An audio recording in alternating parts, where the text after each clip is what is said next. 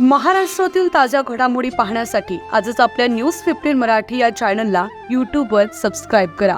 तसेच इंस्टाग्राम आणि ट्विटरवर फॉलो करायला विसरू नका.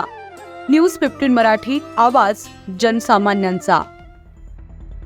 सांगवीतील एका महिलेनं विविध कलागुणांचा वापर करून बनवल्या आकर्षक राख्यांना महिलांची मोठी पसंती.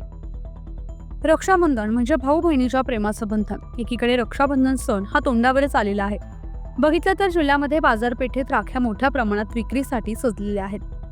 तर दुसरीकडे भंडारा जिल्ह्याच्या साकोली तालुक्यातील सानवडी येथील एका महिलेनं विविध कलागुणांचा वापर करून पर्यावरण समतोल राहावा या दृष्टीनं स्वतःच्या घरी रेशमी राख्या बनवलेल्या आहेत.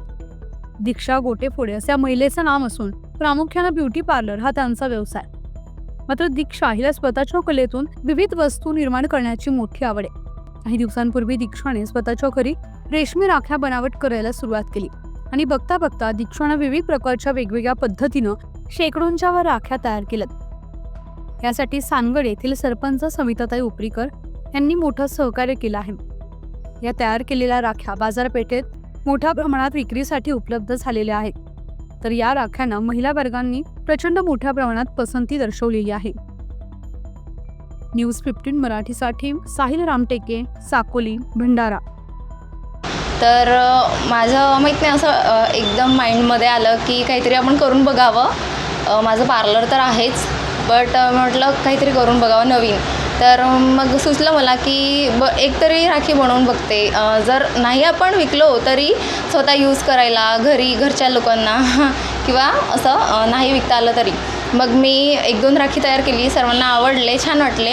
म्हटलं अजून आपण तयार करून बघूया आणि म्हटलं पार्लरमध्ये ठेवता पण येईल मला, किंवा नाही जास्त विकल्या तर राहतील, नेक्स्ट इयर माझ्या कामात येणार असं वगैरे म्हणून. आणि आपल्या लाडक्या बहिणींना मी हेच सांगू इच्छितो की जिद्द असली तर आपण काहीही करू शकतो.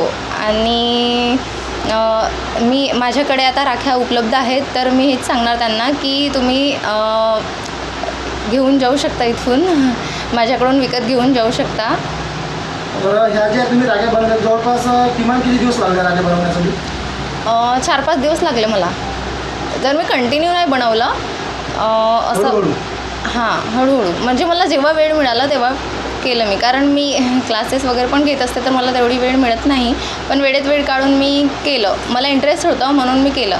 आणि काही इयरिंग्स वगैरे पण ट्राय केलं, मी करून बघितलं, तर ते पण छान जमले, ते पण आवडले. पिस्ता शेल्सचं क्राफ्ट केलं मी, ते पण आवडले दुसऱ्यांना. तर अजून मला 1-2 कस्टमरने मला ऑर्डर दिला आहे की तुम्ही हे बनवून ठेवा, आम्ही विकत घ्यायला येऊ म्हणून. तर मला खूप छान वाटलं.